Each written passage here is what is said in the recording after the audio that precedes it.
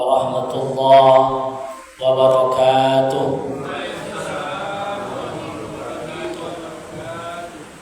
Alhamdulillah,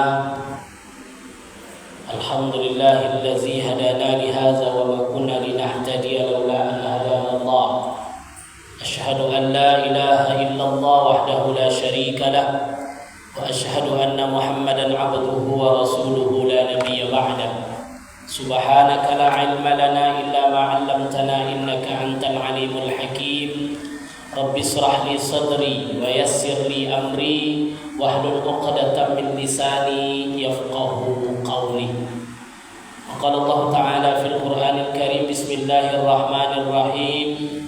Qad aflaha man zakkaha wa qad khaba man dassaha. Shadaqallahul azim. Yang saya muliakan para tokoh masyarakat, alim ulama yang hadir, pengurus Masjid Nurul Huda, serta bapak-bapak, ibu-ibu, ayahanda, ibunda yang hadir pada malam ini. Mungkin karena hari hujan dari tadi, ibu ya, nah, ada berhenti-berhentinya. Makanya pembukaan wirid kita sesuai dengan yang di WA akan oleh pengurus kepada kami bahwa malam ini wirid perdana, yaitu wirid yang akan dibuka kembali setiap Rabu sore. Sama juga dengan Masjid Asyakirin, juga setiap Rabu sore. Kebetulan di sana tuh saya bagian dakwahnya. Jadi malam ini ada juga ustaz di sana yang saya agendakan malam ini. Maka alhamdulillahirabbil alamin bisa kita hadir di malam yang berbahagia ini. Ya maklumlah dengan faktor hujan, maka ibu-ibu sedikit yang datang. Alhamdulillah, bersyukur kita kepada Allah Subhanahu wa taala. Berselawat kita kepada Rasulullah sallallahu alaihi wasallam. Allahumma shalli ala sayyidina Muhammad wa ala ali sayyidina Muhammad. Pada malam yang berbahagia ini tentu kita lanjutkan kajian kita tentang fikih ibadah, hal-hal yang berkaitan dengan fikih ibadah. Karena dalam beramal itu mesti pondasinya 3. Kalau 3 pondasi ini tidak kuat, maka pincanglah kita beragama. Dan ini dasar dari agama Islam yang kita anut itu 3 macam inilah. Dan inilah yang dibawa oleh Jibril kepada Nabi Muhammad, yang 3 ini. Apa itu iman? Apa itu Islam? Apa itu ihsan? Ini hadisnya sahih. Iman, Islam, ihsan. Jadi kalau salah satu yang 3 ini tidak kita pakai, maka pincanglah kita beragama. Belum sempurna. Dan kita menganggap remeh kadang yang 3 ini. Iman menyangkut tentang akidah, ya, soal kepercayaan kita kepada Allah. Dan Rasul membangun fondasi iman ini selama 10 tahun di kota Mekah. Maka ayat-ayat Makkiyah itu hampir seluruhnya tentang bagaimana mengajak manusia beriman kepada Allah. Ya, 10 tahun. Dan akidah ini penting. Maka implementasi dari iman tadi setelah dikumpulkan oleh para ulama dari Al-Quran dan hadis Nabi, muncullah sebuah ilmu yang disebut dengan ilmu kalam atau ilmu tauhid, mengenal Allah. Nah, ini penting nih Bapak Ibu, mengenal Allah. Jangan nanti kita menyembah tapi kita tak kenal. Kita sholat tapi kita tak tahu apa yang kita tuju. Makanya mengenal Allah ini penting dalam kehidupan kita. Bagaimana mengenal Allah? Tentu ilmu hal-hal yang berkaitan dengan Allah yang disebut dengan ilmu tauhid. Yang disebut dengan ilmu tauhid dasar. Wajib kita pelajari. Karena dalam bertauhid kita tidak boleh taklid. Harus betul-betul keimanan kita yang kuat kepada Allah berdasarkan ilmu tauhid yang benar. Tidak ikut-ikutan. Karena hari ini banyak Ya.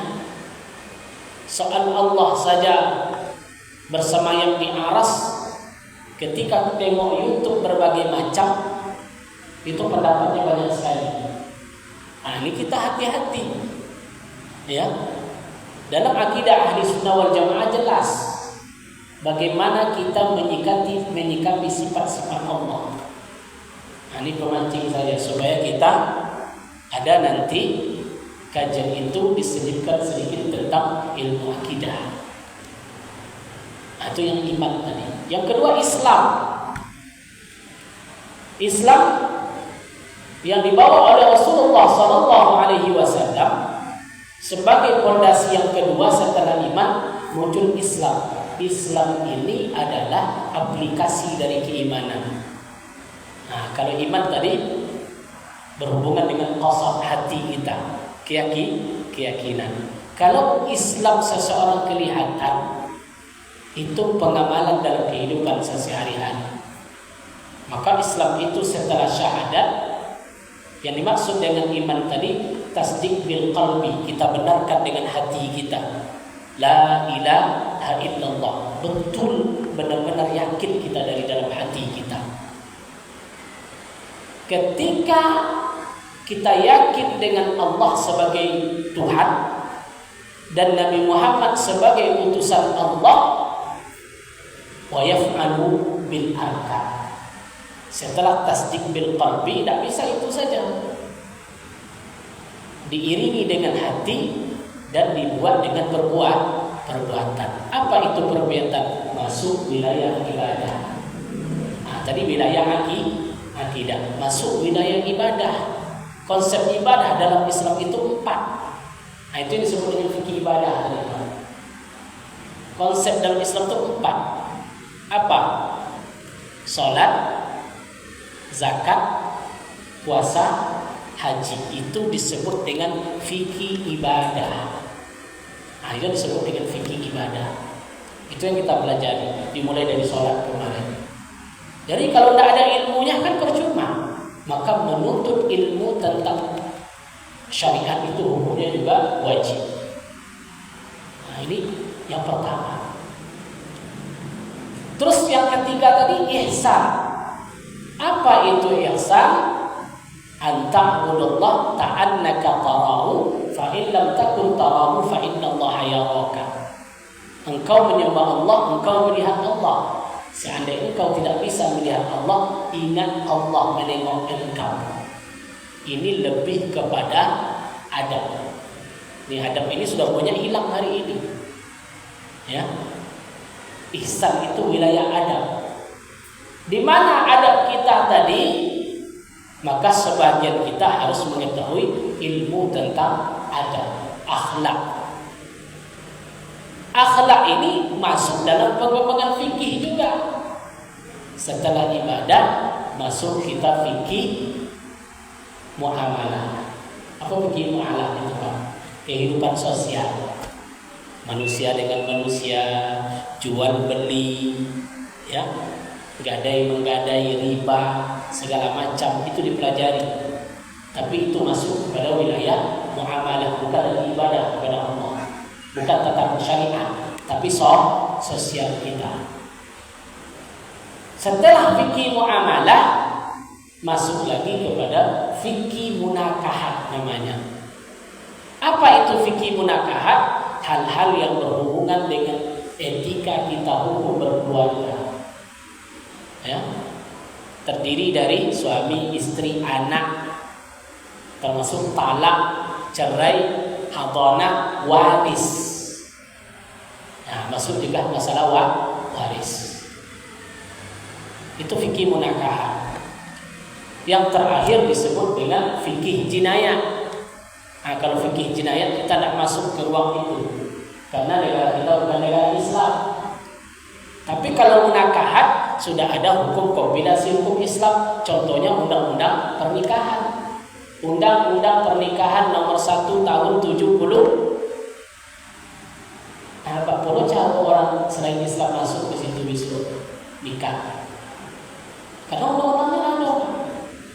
Yang bisa nikah di KUA itu orang Islam apa dasarnya? Negara Undang-Undang Nomor 1 Tahun 74. Kalau mau dirubah undang-undang baru nanti bisa nikah seluruh. Masuk wacana. Ini saja. Saya sebagai kepala KUA Azam juga tuh datang kan. Nanti waktu melayani nanti seluruh nikah seluruh agama katanya kan. Itu hanya semacam wacana, belum masuk. Karena di kantor KUA itu tupoksinya bukan nikahnya saja, 10 itu Pak ragamnya. Mulai dari nikah, wakaf, wakaf masuk. Terus apa lagi? Arah kiblat, urusan Islam semua itu kan. Terus apa lagi? Masuk Islam, mu'allaf. Itu surat keterangannya dari mana? Dari KUA. Itu kan masalah umat Islam. Terus apa lagi? Konsultasi keluarga. Jadi banyak. Terus apa lagi? Haji. Nah, maka di kantor gua juga pengurusan haji yang buat manasik segala macam juga masuk di sana.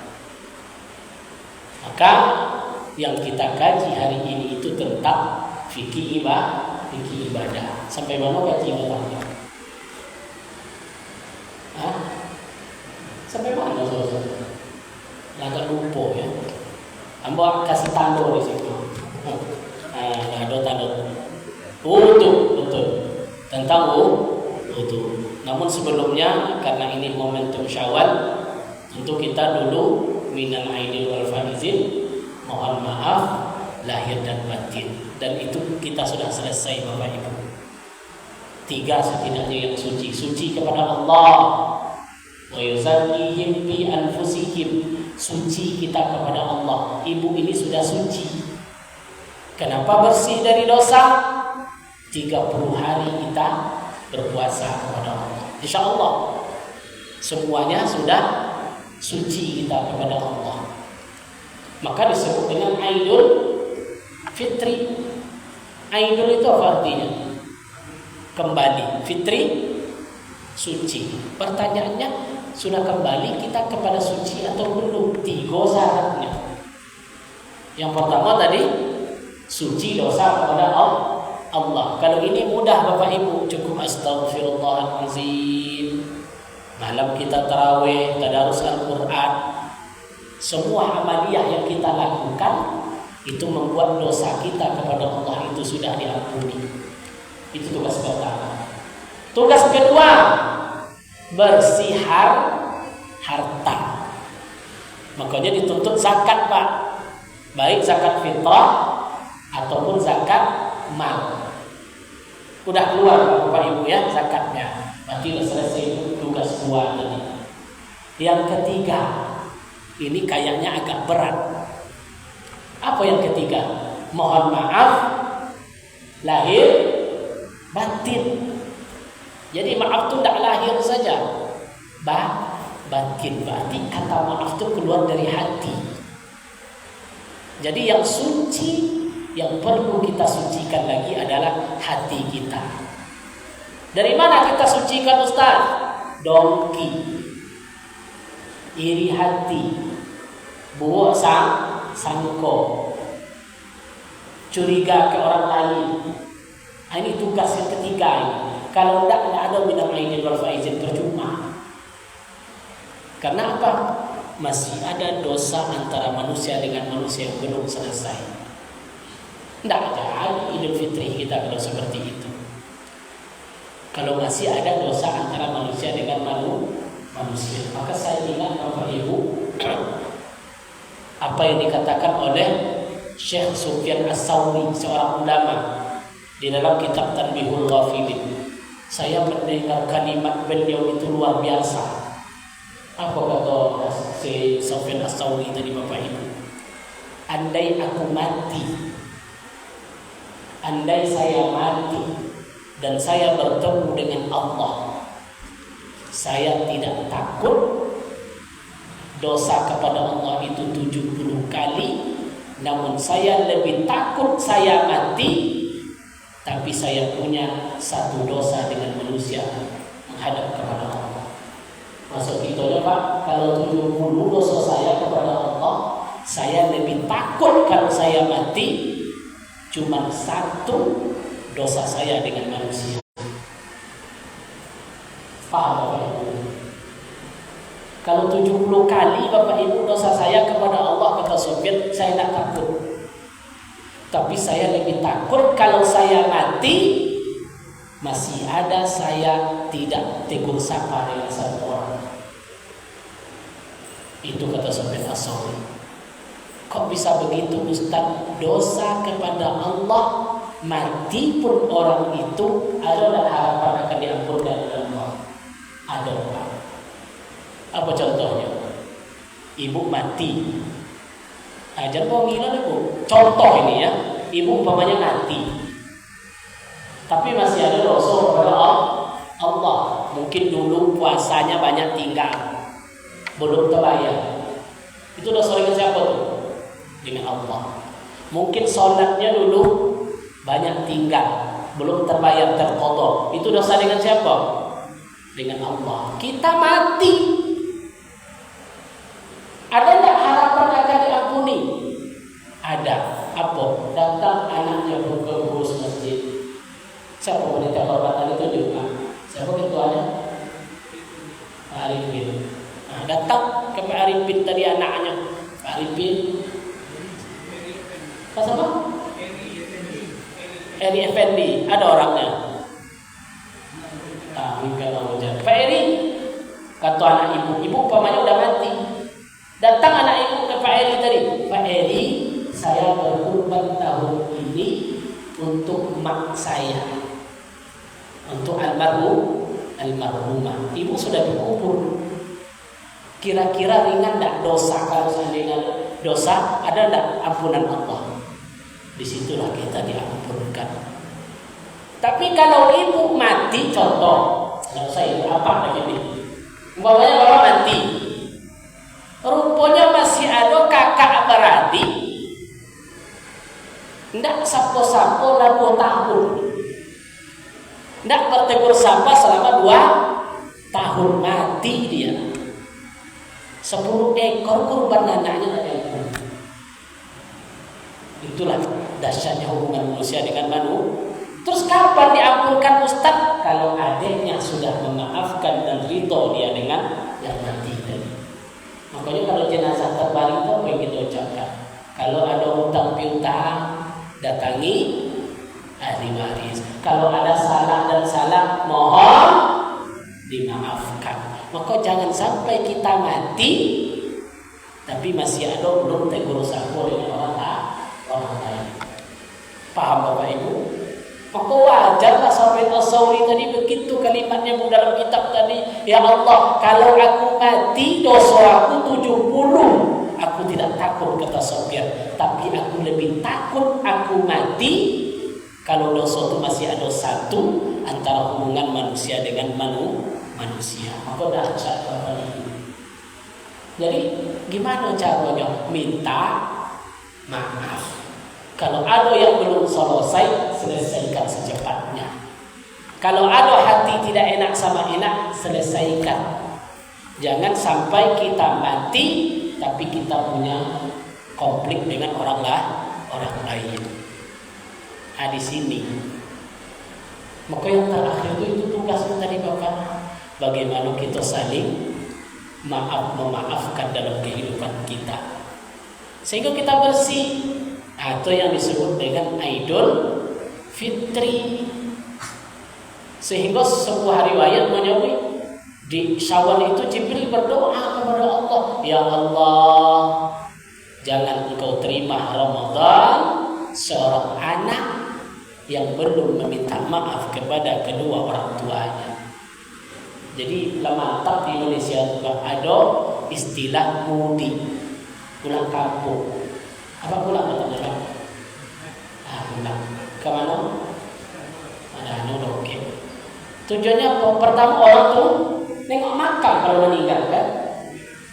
Ziarah gitu kalau orang tua kita meninggal. Jadi kan anggap enteng ziarah itu. Kadang orang kan nganggap enteng ziarah. Oh, apa ziarah? Ada pula namanya hari raya Onam, bid'ah itu.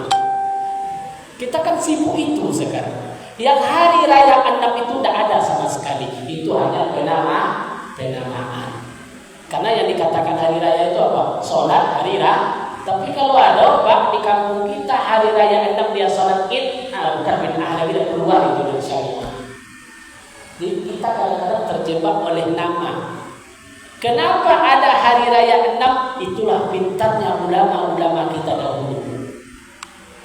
Karena hari raya 6 lah kakak beradik berkumpul dengan maknya. Iyalah. Karena ada hari raya 6 inilah keluarga besar bisa kumpul dan saling memaafkan. Bagus atau tidak itu? Bagus. Karena memaafkan sunnah Rasulullah.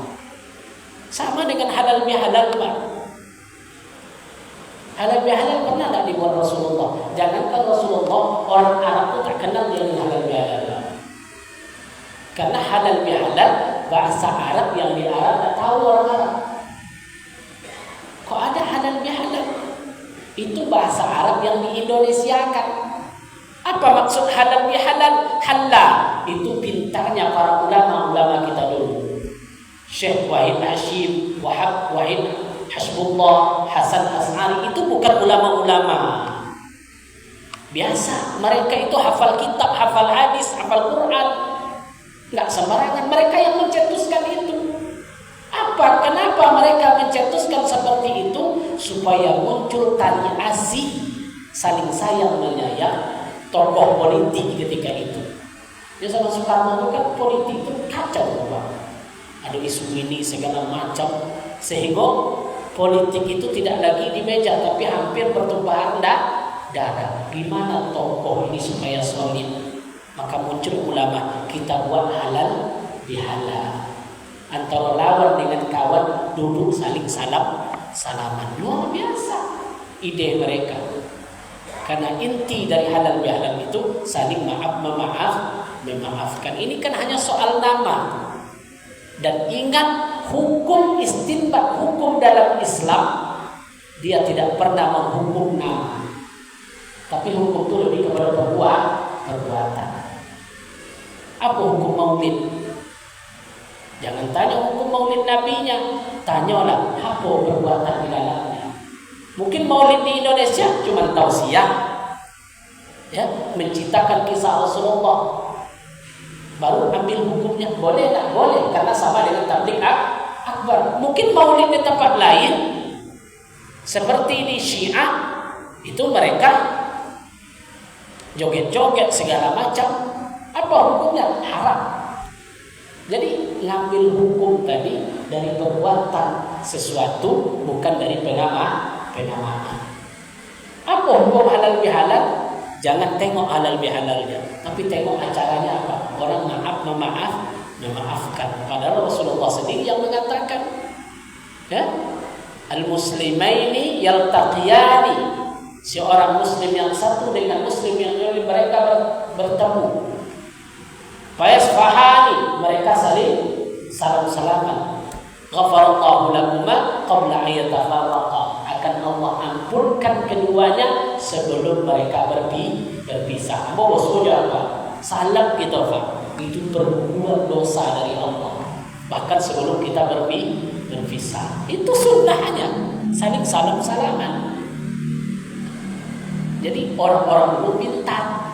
Mungkin di kapal ulama-ulama dulu, kita buatlah hari raya 6. Untuk apa? Supaya orang puasa 6 hari di bulan Syawal, seolah-olah hari ke-7 kita hari raya. Luar biasa. Ya, terjadi ziarah, memaafkan dan segala macamnya.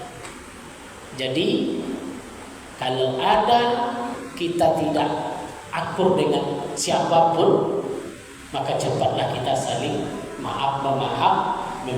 Karena kita takut. Apa yang dikatakan oleh Sufyan Ats-Tsauri tadi. Jangankan 1, 2, 3, 1 orang saja, kata beliau.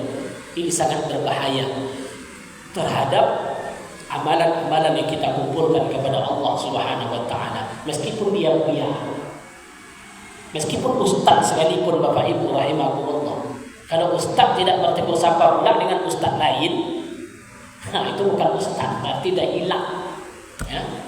Tidak ada gunanya, karena ini berhubungan dengan Allah. Isnani la yanzaruhumullah yaumal qiyamah. Dua kelompok manusia tak akan ditengok oleh Allah pada hari kiamat. Siapa itu? Qatimur rahim, orang yang memutus silaturahim. Jadi tidak ditengok oleh Allah, pemutus silaturahim tadi. Maka sambunglah silaturahim kita. Baik Bapak Ibu rahimakumullah. Nampaknya tertarik yang nomor 3 tadi, mungkin saya ingin menyampaikan yang nomor 3 tadi. Iya. Hubungan, kan apa pertanyaan kita? Nah, soalnya hubungan antara manusia satu manusia kepada Allah lebih baik daripada kita berhubungan dengan Tuhan. Sebagai contoh gini, kita loh kan, tak sumber dari mana, tak sumber dari siapa yang mengasihi segala macam, dengan secara kita dizalimi tanpa jelas usul asal usulnya. Kita dizalimi. Kita ingin kita tak minta apa-apa, tapi secara tak langsung dia menzalimi kita. Orang pun tak di mana sumbernya tahu kan? Jadi ini kita ikut bersalah, kita istilahnya lepas kita beradu. Kita tambah teruslah kita berdiri sendiri kan dia berkata tambah sumber apa itu. Jadi apakah kita ikut bersalah juga? Maka bahasa Rasul tadi apa? Qatimur rahim. Qatim itu isim fa'il. Isim fa'il itu pelaku. Ya. Maka di hadis tadi disebut qatimur rahim. Qatim itu isim fa'il. Karena di bahasa Arab itu ada fi'il, ada fa'il, ada maf'ul. Fi'il itu perbuatannya. Fa'il pelaku. Maf'ul objek. Jadi yang di hadis Nabi itu apa? Yang tidak dilihat Allah itu adalah qatimur rahim, pelaku pemutus silaturahim. Berarti bukan objek. Kalau kita tak ada salah, tiba-tiba dia memutuskan hubungan dengan kita, apakah kita berdosa? Iya, yang berdosa. Tapi ada hadis Nabi lagi Pak, manusia yang terbaik itu ada 3. Siapakah manusia yang terbaik? Kata Nabi ada 3. Yang pertama, anta'afwa man zalamaka, engkau memaafkan orang yang zalim kepada engkau. Ini berat, tapi mulia. Engkau memaafkan orang yang zalim kepada engkau. Seperti Rasulullah setiap sholat dalam sebuah kisah itu dilempar. Ada dengan burung unta, ada dengan tai unta, ada dengan segala macam. Tiba-tiba Nabi tidak dilempar lagi, sudah seminggu. Apa kata sahabat? Yang melempar engkau itu sakit ya Rasulullah. Rasulullah ambil kurma, dia jemput orang yang melempar tadi, sampai orang yang melempar tadi kaget, mengeluarkan air mata. Dia yang zalim kepada Nabi, tapi ketika sakit siapa yang menjenguknya? Rasul. Coba di awal Bapak Ibu, ada orang yang zalim kita, Pak, tiap hari dizalimi, besok masuk rumah sakit. Apa kata kita? Matilah, kan itu. Pasti itu jawabannya. Tapi Nabi tadi mengatakan sifat yang paling mulia itu justru sebaliknya. Anta'wa man zalamaka. Maka meskipun kita tidak kena ini, kita tidak ada masalah. Tapi alangkah baiknya kita beri dia nasihat. Kalau baru kita minta klarifikasi, setelah itu kita saling memaafkan. Itu yang dilakukan oleh Rasulullah. Kalau kita kan saling memandang, awaslah. Dalam hati kan ngomong juga, awas dalam hati. Ada masanya. Setiap orang ada masanya. Ini tidak bagus dalam Rasulullah. Ya. Rasulullah ketika tegas. Tapi ketika banyak contoh sejarah kita lihat. Ketika beliau ke Taif aja lah, ini sangat nyata. Hijrah Rasulullah pertama ke mana? Ke Taif. Karena kabarnya orang Taif itu baik. Rasul dengan sahabat lari ke sana. Tapi sampai di Taif apa yang beliau dapatkan? Lemparan batu dilempar oleh penduduk Taif sampai pelipis beliau ini berdarah, mengalir darah ke bawah. Sehingga Jibril, malakatul jibal, sebagai riwayat Jibril, sebagai riwayat disebut malakatul jibal. Malakatul jibal itu malaikat penjaga bukit. Jadi bukit-bukit itu dijaga oleh malaikat, nampak oleh malaikat. Karena Rasulullah ketika itu di bawah bukit. Apa kata malaikat? Ya Rasulullah, aku yang megang bukit ini.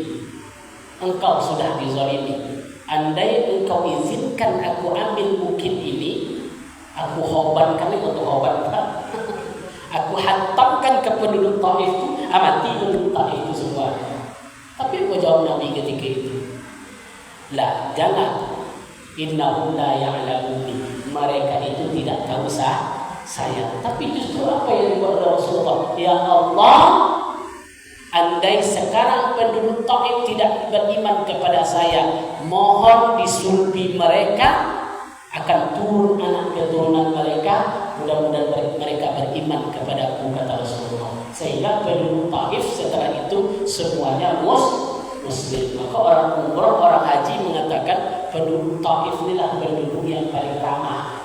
Kenapa? Mereka ingat kisah dulu buyut-buyutnya, nenek moyangnya menzalimi Rasulullah. Jadi mereka merasa hal itu bagian dari sejarah sehingga mereka menjauh jemaah. Kalau dia awal coba Bapak dizalimi pokoknya. Datang ke macam-macam kata orang. Penduduk Bapak, aku kata mereka. Apa Ji kata mereka tadi kan? Saya apa kata orang itu? Mulai kita request kan, kata miskinkan dulu. Tapi Rasulullah tidak. Justru sebaliknya dia mendoakan kebaikan. Makanya kadang-kadang ada barang kita hilang. Apa doa kita? Sadarkanlah barang tadi ya Allah. Ya kan? Nak baik kita berdoa ya Allah, celakakan orang itu kan? Boleh nak berdoa begitu? Boleh sebetulnya. Tapi adakah yang terbaik itu? Rasulullah mengatakan anta'afwa man zalama. Engkau memaafkan orang yang telah zalim kepada engkau. Kenapa itu sifat yang paling mulia? Kalau memaafkan antara kita biasa Bapak Ibu, iya kan?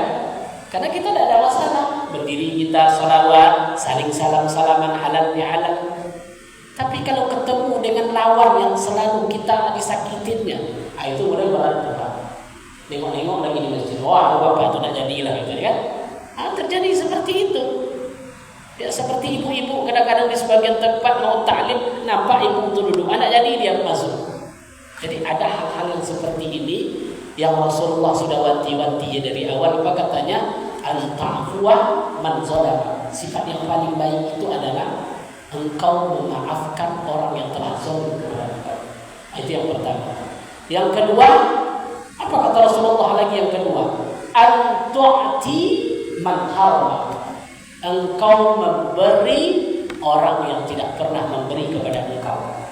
Kalau saling balas biasa itu Pak, kita kasih dia contoh Ramadan kemarin, kita kirim ke dia gulai bau, di besok dibalas dengan gulai ikan, itu biasa. Tapi ini tak pernah dia memberi, kita selalu yang memberi. Sekali kita kasihkan juga, besok buka besok kita kasihkan juga. Kenapa itu yang dianjurkan oleh Rasulullah? Memunculkan keikhlasan. Jangan sampai pula ibu-ibu ngomong, udah 3 kali saya ngantar gulai, tidak ada balas satu gulai, kan habis ibadah kita. Jadi cara belajar itu Rasulullah ajarkan apa? Antu'ati man harama. Berilah orang yang bahasa kitanya kikir kepada kita, tidak pernah memberi. Untuk apa? Sifat yang paling mulia kita saling berbagi, meskipun tidak pernah dia memberi kepada kita. Jadi kadang-kadang kita ini kan semacam berbagi kepada orang yang lain saja. Ada ini itu ini. Kalau orang-orang kaya pas bagi THR catatnya. Kalau ini nak jadi coret. Itu yang tak boleh sebetulnya. Ada semacam pemisahan orang-orang yang ketika kita berbagi. Dan yang terakhir itu yang Bapak tanyakan tadi, kata Nabi itu apa? Antasil man qata'aka. Engkau menyambung silaturahim orang yang memutus silaturahim kepada engkau. Ini luar biasa. Tidak kita yang salah, Bapak Ibu, kita pula yang memperbaiki. Luar biasa. Dan itu sering dilakukan Rasulullah. Karena Rasulullah tidak malu dia, padahal dia seorang nabi. Seperti ke penduduk Taif tadi, seperti kepada orang yang zalim kepada beliau tadi. Kita ini kenapa masih tidak bisa seperti itu? Karena qalbi kita ini belum masuk ke tidak mutmainnah. Yang qalb itu kan ada 3 tingkatan. Qalb hati itu. Qalb itu nafsu. Yang pertama ammarah. Ammarah ini udah stabil, kacau. Bawaannya jahat, curiga, sibuk mengurus orang lain, sibuk mengkritik orang. Pas dikasih ke dia nggak selesai juga. Banyak itu. Imam ini apa itu. Ketua ini ketua obat apa. Pas dikasih ke dia nggak bisa aja, nggak mau. Jadi bahasanya bukan kritik aja Pak. Banyak kan kita sosial masyarakat kan banyak. Ada tipenya orang hanya menyalahkan orang. Kalau kita kasih ke dia nggak bisa, nggak mau. Tapi sibuk menyalahkan orang. Hati-hati masuk nanti kepada qalbun yang nafsul amarah tadi. Yang kebanyakan kita di lawamah namanya. La uqsimu bi nafsil lawamah. Hati tadi masih bolak-balik. Lawamah. Tapi ada juga menyesalnya. Jadi juga ada. Kadang kita menyakiti orang, astagfirullah, kita apa yang saya katakan tadi. Tapi masih belum terkontrol. Masih sibuk kita antara menyalahkan orang, ya, antara ibadah kita kepada Allah, tapi belum istiqomah, masih naik turun. Tapi kalau sampai ke tingkat mutmainnah tadi itu baru luar biasa.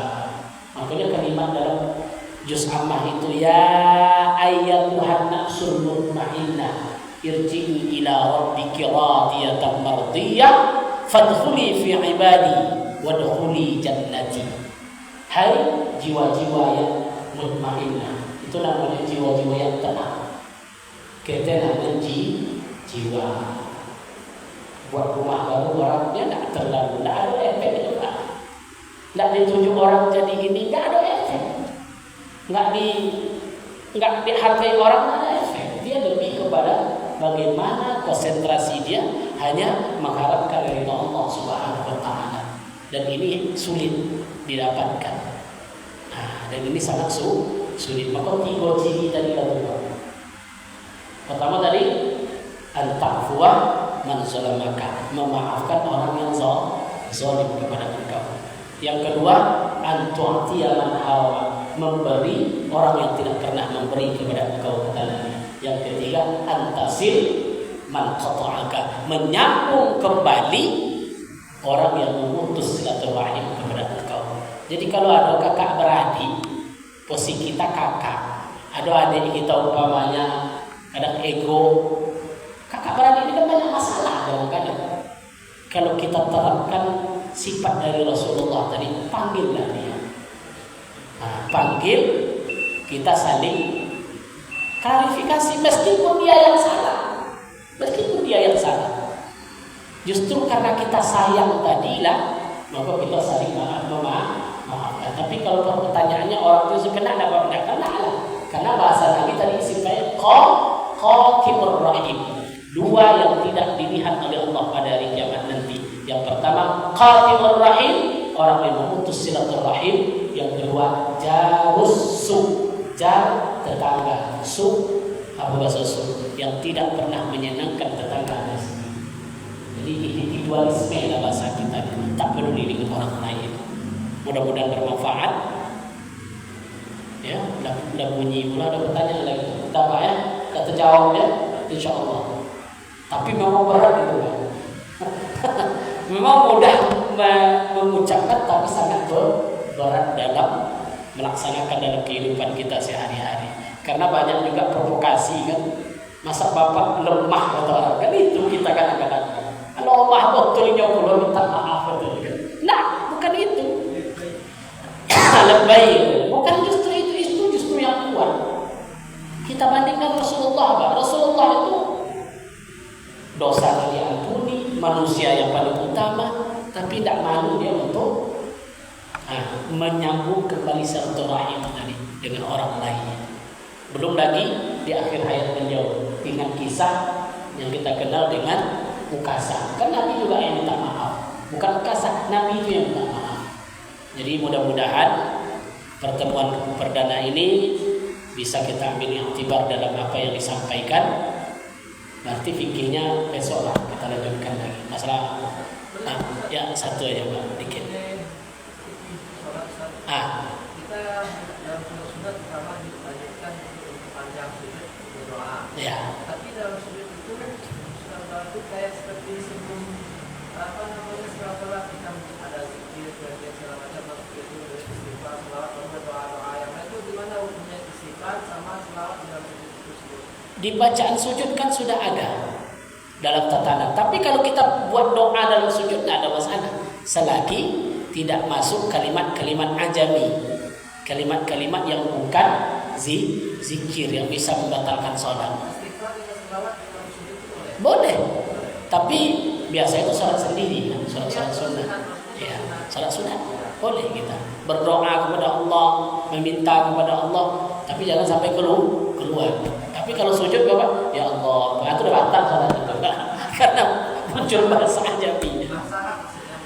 Ya, bahasa Arab. Karena yang membatalkan sholat nanti kita masuk bab sholat itu ada yang membatalkan sholat itu kalamul ajami harfan, kalam ajam yang terdiri di dua huruf. Maka batu itu tidak batal sholat dengan. Tapi kalau batu-batu